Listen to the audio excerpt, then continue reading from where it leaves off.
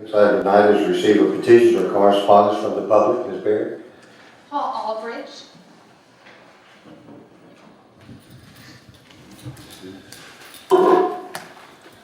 Mr. Mayor, members of the council, I thank you for listening to me. I have a packet prepared for each of you. If I can approach the bench and pass those out. Okay.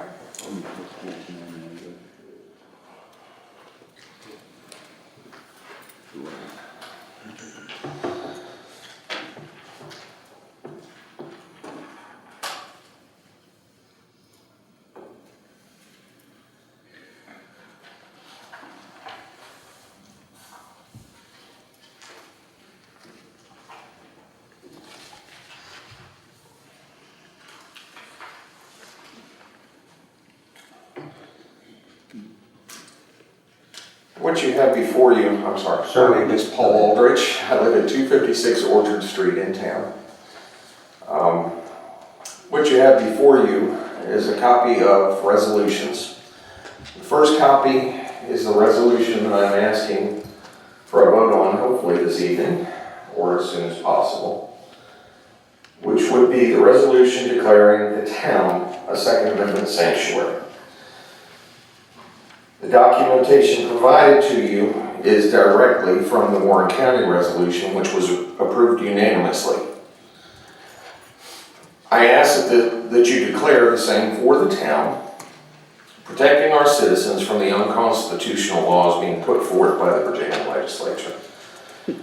This resolution will show that you and the police department of Front Royal will not enforce laws enacted by the state that infringe on the inalienable rights of citizens that are confirmed by the Constitution of the United States and the Constitution of the state of Virginia. I have also provided you with a second copy, and there's actually two copies in the packet that I gave you, but they both came from Lee County, Virginia. And those are for the establishment of a militia within the town. My establishment of a militia within the town is not necessarily to establish it, but actually to recognize it. We do currently have a militia, which is in Warren County and the town of Front Royal.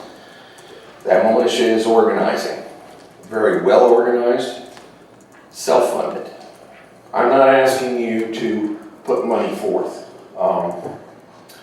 There is a document that I wrote, which I forwarded, and I believe you guys have already seen it. I had forwarded it to Ms. Thompson, but I also put it in the packet there with it, explaining what the militia is. We are not a group that wants to run around the neighborhood with guns. We are a group that wants to help the town, to work with the town, and to do things that will help the community as a whole. If for some reason something should arise that we may need our militia, we can call on them. However, for the majority of it, they will be trained not only in firearms, but in medical, communications, organization. They would be trained to teach us and help us if, God forbid, we have a disaster here. We have flooding all the time in town.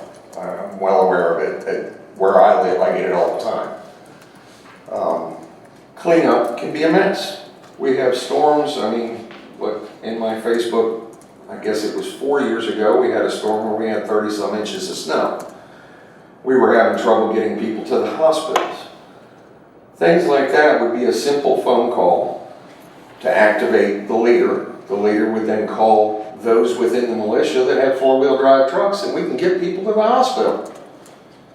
So the militia is part of the community. It is not some military force that we're going to have out there. And it is not controlled by one person, and we don't want it controlled by one person. We actually want it controlled by you. That would protect us from one person having too much power, and we would like to keep it that way. Our goal is to strengthen our civil defense, our civil duties, and protect the citizens of the town of Front Royal. That is all. So again, I presented you with two different copies. I would ask that you would consider that as well. And we are more than willing to work with you. If you have questions, please ask. One step at a time, and we can get through all this. Any questions? I thank you all for your time. Thank you. Thank you. Mr. Teeter, would you put that on the future work session, please? Yes, sir. It's Paul Gabbert.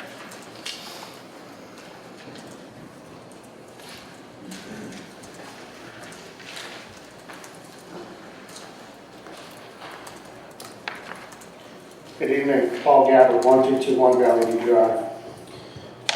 Ms. Cockrell, I welcome you to the council. Thank you. I hope you are what we need. I wasn't going to say anything about militias or anything, but as everyone knows, I'm not for militias. I'm not for any of that. I'm okay with the guns, people having their guns. I don't think we need a militia. I think we just need volunteers who want to help the community out. We don't need a militia to do that. The main thing I'd like to talk about is the EDA and the town council and the board of supervisors. I think we all are angry, are still angry, and will be angry over Jennifer McDonald's crimes against the county and the town. There's no argument about that.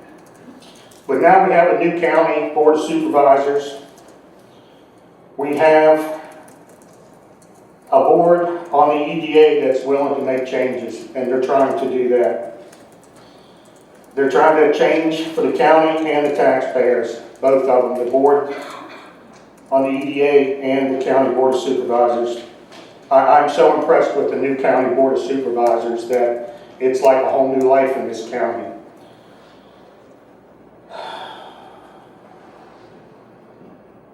We have an EDA that is close to financial ruin. They can't go bankrupt, but they can still go under. The county will take over any of the debt that the EDA has after March, because that's when the EDA will be insolvent. I don't think anybody wants to see that. I don't, and I hope none of you do. But I think you all, this council, is kind of holding the EDA hostage on this police station. As in my family, when something doesn't go our way, we have the old saying of get over it and get on with it. This police station has become an irritant to everybody. You owe the money, the police station is yours, you got lied to, get over it. Take a new loan, assume the loan, do it. Give the EDA the money so they don't become insolvent in March. At least they can go on for a few more months or maybe the rest of the year so they can sell some properties and whatever else they have.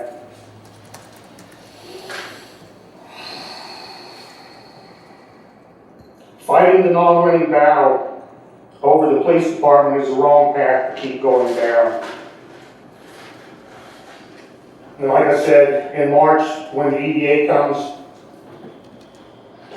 insolvent, it's going to be us, the taxpayers, you, the taxpayers, these, the taxpayers who are going to take over the EDA's debt.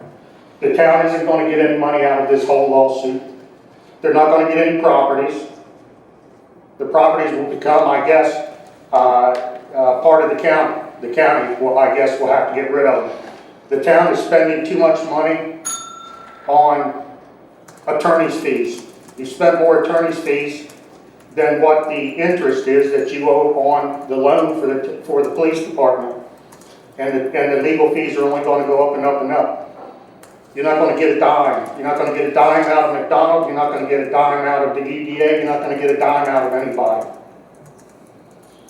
Drop the pursuit of an EDA, a town EDA. This is just another department that's going to have a board, and it's going to be a waste of money, and it's going to be higher taxes. You're going to legislature for the new EDA board for the town, and you say it's just in the process. We're not sure we want to do it. We're not committing to it. Believe me, you've committed to it.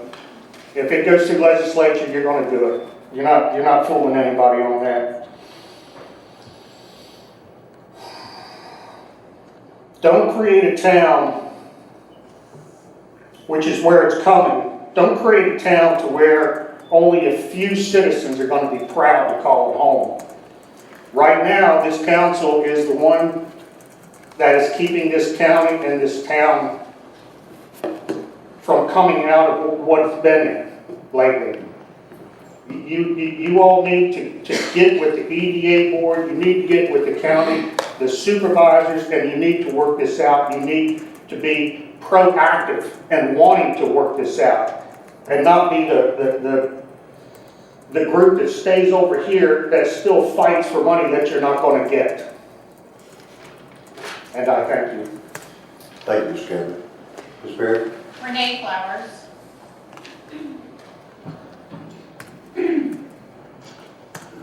Actually, there's two of us. Is that okay?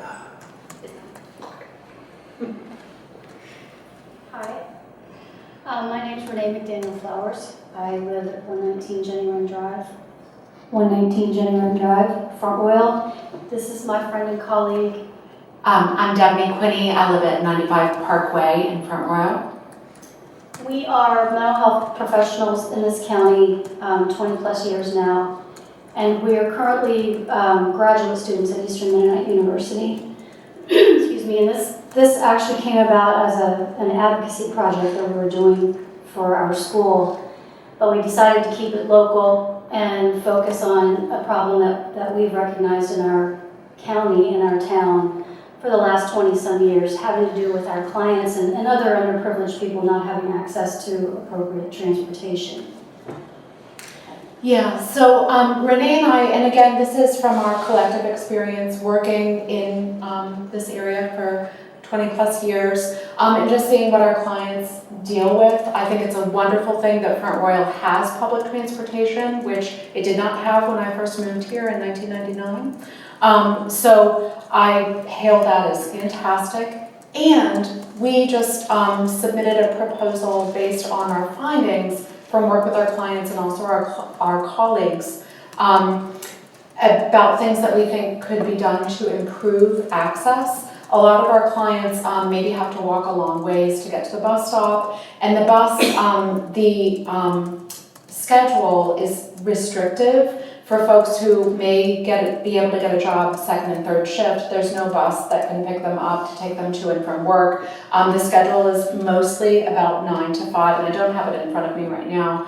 But also there are places that the bus doesn't go, except for maybe once a week. And it's just a real barrier. Renee and I both have worked with clients who maybe will take the bus when they can. If they can walk to the bus stop. Right, exactly. Some of our clients can't walk. Right.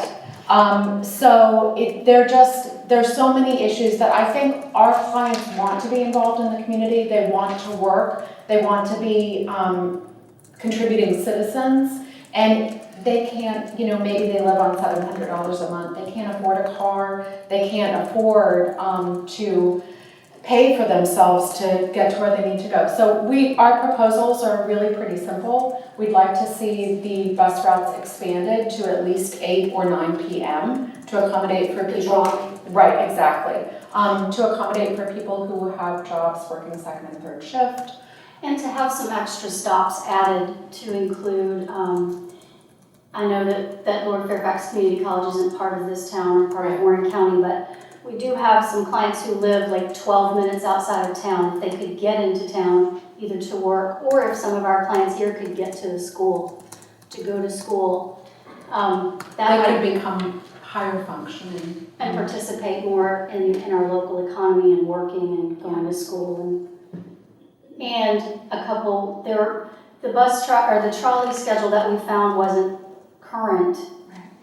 And some of the places that are on the schedule don't exist anymore, like the old DSS that was down by the right here, right by here. Right. That's still on the trolley schedule, and that's not where it is. So for some of our clients, that's confusing. There was another place that didn't exist anymore. That I think it's one of the shopping centers. Yeah. So that's That's all, yeah. Okay, thank you. One thing for sure, we only running for in the town limits pretty much. Well, we contacted, I'm sorry, I didn't interrupt you, but we did write to the county first. Right. Okay, And then they told us to contact you because the trolley is town and we don't have a bus system, so we didn't know really where to start, Right. okay. so. Okay, Sorry, thank thank you. you. Ms. Barrett, anyone else? That was the last. Anybody else here that would like to speak this evening, that didn't sign? Next thing on our agenda tonight is report of special committees or town officers and interim town manager. Mr. Teeter. Thank you, Mr. Mayor. I have a couple items. One, as far as some general news, road closure for water line repair. The town of Front Royal is repairing a water line and will have Happy Creek Road closed between Washington Avenue and Randolph Avenue on January 29th and 30th between 9 a.m. and 5 p.m. And then also I'd like to remind members of council that we have our second Envisioning Village Commons facilitated meeting on January 30th at the community center here in town. I think we've made some significant changes to the format, which would be more conducive. We learned a lot of lessons at the first meeting, and I think you'll find the second meeting a lot more favorable.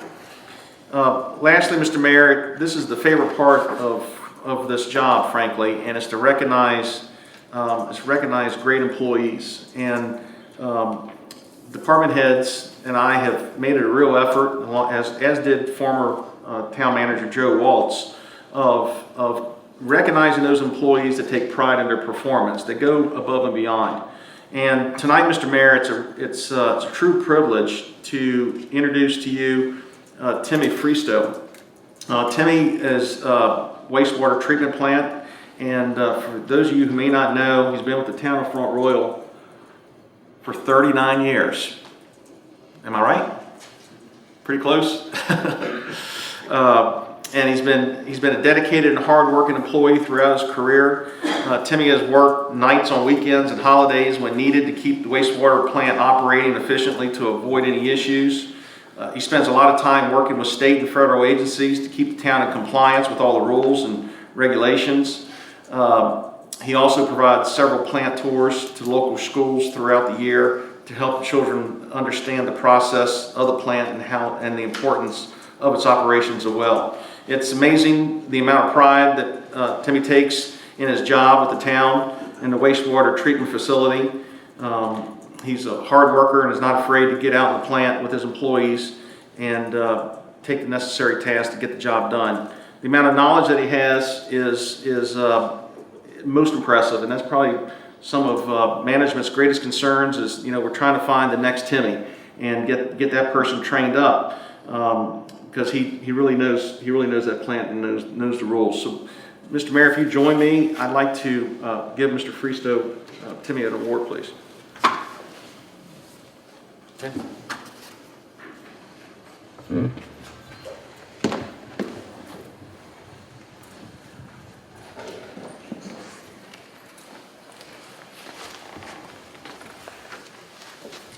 I know you love this stuff, don't you? Yes, sir. Yeah, so here's a certificate we're going to give you, Timmy. It says, for going beyond daily expectations and exceeding the highest standards of service to the citizens of Front Royal. Just so you know, Timmy doesn't like to leave the plant, so this is a big deal to get him out in public like this to get such an award. Timmy, thanks so much for what you did for us.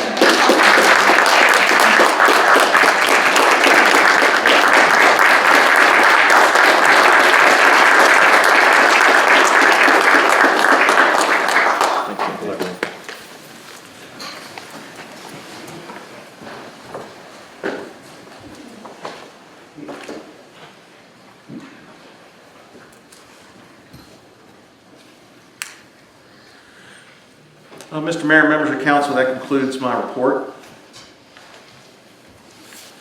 Thank you. Next item tonight is request and inquiries of council members. Mr. Mayor, I'd like to address the council and citizens. I just wanted to take a moment to thank my fellow council member for appointing me to council. I'm learning a lot already. You've been very helpful in welcoming and I look forward to working with all of you for the remainder of my term. I also wanted to mention how grateful I've been to the employees who have taken time to help me as I've tried to acclimate myself to this role. From the initial questions just regarding the application process all the way to tonight, I especially wish to thank Julie Bush, Laura McIntosh, Jennifer Berry, Tina Presley, Doug Napier, Todd Jones, and Matt Teacher. As for the community, I wanted to thank the NAACP for inviting me to the Martin Luther King celebration last Monday. Councilman Gillespie and Mrs. Thompson, myself, and Mayor Tewell all attended, and it was a great experience to see community members coming together. And if you were able, Pastor James Starks of the Church of the Rock invited all of the community to a unity service that's going to be held at 620 Virginia Avenue on February 16th at 3:30. It's a Sunday. And lastly, something that is near and dear to my heart is Red Cross blood drives. And tomorrow at Riverton United Methodist Church, there's going to be a blood drive from 1 to 6 p.m. So if you're able, please consider donating. I'll be there at 5 doing my double red donation. Thank you, Mr. Mayor. Thank you. Anyone else? Just wanted to take a moment to welcome Lori to the council. We're excited that you're here and look forward to working with you. Yes, Mr. Mayor, I'd like to echo that and welcome Councilman Cockrell to the seat. It is like drinking from a fire hose. I think I said that before, and so really appreciate your willingness to roll up your sleeves and do the homework and sit up here. And I definitely know that the first few times are particularly intimidating, but thank you for being here. Also wanted to address, I think it was Paul, I didn't catch your last name, I apologize. Aldrich. Thank you for bringing up the Sanctuary County again. This council actually discussed it in a work session prior to the Warren County Board of Supervisors hearing it at the high school. And this group decided to let that go ahead and play out through the County Board of Supervisors, which we anticipated that they would probably sign off on that. And so that we didn't have two different resolutions, our plan was to discuss that in a work session. And obviously I can't speak on behalf of council, but from my opinion was to hopefully adopt it. So I think that'll be on the near future work session. And then we should be able to take it from there. But thank you for bringing it up tonight. I appreciate that.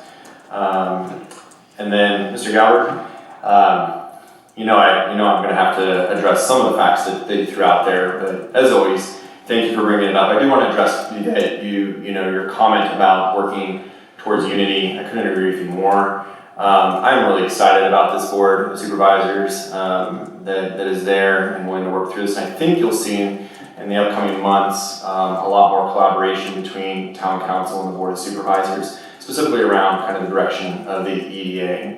But a couple things that I just kind of wanted to just fact check a little bit, so make sure we're all on the same page. The EDA is in fact insolvent. The operating cash that they have now was due to incorrect draws or incorrect loans that they received through financial institutions that they should never have gotten. That's the only reason they have cash right now.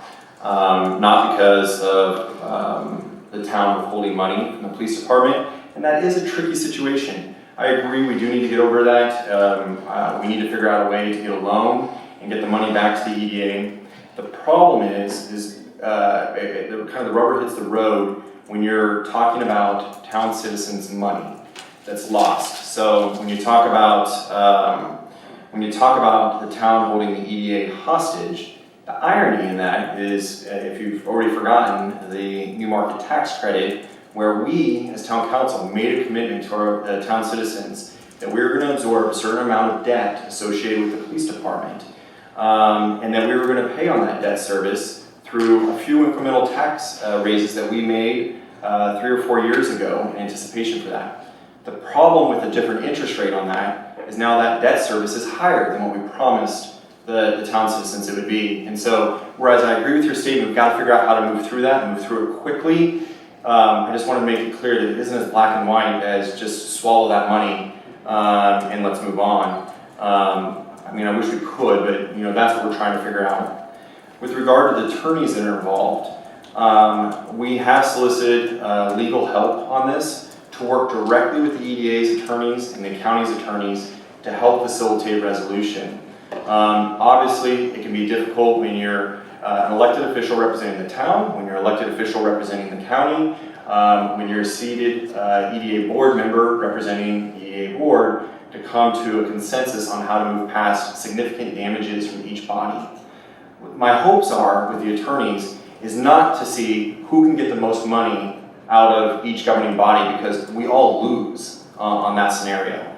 My hope is that attorneys can act in a non-biased manner to help facilitate the best resolution between the three bodies and the quickest resolution. I think the lawsuits, and I can't speak on behalf of our strategy related to that, but I think that there are still some wrongs that need to be righted through the legal system. But I can say that I don't believe that it's anybody's intention, at least from this council, to say we deserve X amount of dollars and we're going to go, hard-headed until we get that money. I think we all want a quick resolution on the function of the EDA. I'm going to speak on behalf of myself. I personally don't like that the recent checks and balance of the EDA is to bring it all into the county, where there was the opportunity for oversight to begin with that led us into the situation where we are today. Now, nothing against the new board of supervisors. I think they're fantastic and I think they'll do a great job. I'm just saying I don't think the resolution is to take it back into the governing body that didn't provide the oversight to begin with. And so I would like to see something a little bit different, and that's my hope as we start to move forward and have conversations with the board of supervisors and the EDA board members, that we're able to come up with some sort of different checks and balances than what is currently there. So again, Mr. Gallard, as always, I appreciate you bringing this to our attention. I agree with you that I want some resolution, and quick resolution. There's just a few nuances that I really wanted to clarify tonight as well. Anyone else? Yeah, point of information. You said yes. I did. I could report on the EDA board meeting on behalf of Matt, who was not able to be there Friday, which you don't have to, but Well, Ms. Allen, I'm not going to let you come up and speak tonight due to the fact that we already had a public. okay, that's fine. So, anyway, next time you can come forward, if you don't mind, please. Next item this evening on our agenda is the report of the mayor. First thing I'd like to say, I'd like to welcome Ms. Cochran as well, the second time. I've known her since she was a very small girl. Lived in my house quite often because she and my daughter went to school together. Went to college together as well. So anyway, it's good to have you with us tonight. Second thing is Mr. Fristow, we came to the town when I was public works director, and between he and his father, who's the electric department superintendent at that time, and later he was the director of the electric department. So between he and his dad, and he's already gone by the way, they had about 70 plus years in the town of Arroyo. So, that's what you call pretty much a lot of dedication that was brought forward in just one family, a father and a son, to work for us. And we really appreciated those guys when they worked here. The third thing I want to talk about tonight is something that we've been discussing for a good while. That is the new town manager. And I want to read the statement here this evening because we had met on this and we were not able at this point to get everything together for the night's meeting. So I want to read this. I want to update the public on the status of our retention of the executive search firm for the new town manager. The town received 7 proposals through the request. Of the 7 responsive proposals, the town council selected 2 firms to interview. Last Monday night, the 2 firms were interviewed, and the council directed staff to enter into a contract negotiation with Baker Tilly. Baker Tilly is a national firm that is incorporated Springstead, a reputable and successful local government executive recruiting firm that has consultant staff available to each locality. This specific term conspires of 10 recruitments, consultants, and project coordination staff has completed 100 successful executive searches since 2014. Baker Tilly approach stood out to us. Their recruitment tactics, identification of quality candidates, and project schedule alignment with the town's needs.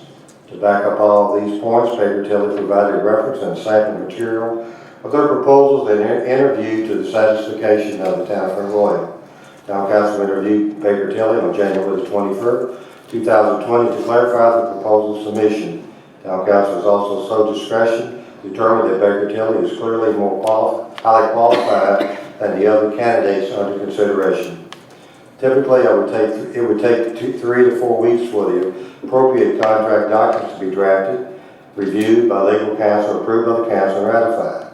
Council has directed staff to move quickly on formalizing Baker Tilly. We had every intention to get this contract approved tonight, but we were unable to get the documents prepared at this time. I have confidence from our procurement staff and legal counsel that we will have the contact ready for Town Council for February the 3rd. This is next Monday night, February the 3rd, by the way. In regards to that, I want to formally call a special meeting next Monday night, February the 3rd at 6:30. Next Monday night at 6:30, and the work session will follow immediately after that. We want to go ahead and get Baker Tilly in here on this so that we can get moving forward to be hiring a new town manager. So if anybody would be interested in that, we will have the meeting next Monday night at 6:30 at the town hall upstairs. Thank you, Lon. That concludes my statement this evening. Next item tonight is proposals for addition and deletions related to the agenda. Next item tonight is consent agenda. Ms. Barry, would you read the 4 things this evening on our agenda? Yes, sir. Consent A is the waiver of a zoning permit fee for the churches participating in the thermal shelter program in the community. Item B is the waiver of water and sewer connection fees for duplex at the corner of Brown and Cherrydale for Habitat for Humanity. Item C, acceptance of funds to complete the improvements to the intersection of West 17th Street and North Shenandoah for the Sheets project. Item D, the sole source purchase for water meters for the town. Do we have a motion? Mr. Mayor, I move to approve the consent agenda items as presented. Second. We have a motion. Second, does anyone want to pull anything off the agenda for that? If not, Ms. Barry, could I have a roll call? Ms. Cockrell. Yes. Mr. Gillespie. Yes. Mr. Holloway. Yes. Mr. Meza. Yes. Mr. Seelock. Yes. And Ms. Thompson. Yes. Thank you. Motion carried. Next item tonight is council approve an amendment to the employment handbook, inclement weather policy. Ms. Barry. The town's current inclement weather policy does not support safety considerations for staff and penalizes staff who cannot come to work during extreme weather conditions. Council is requested to approve an amendment to the handbook to reflect changes in the policy. Do I hear a motion?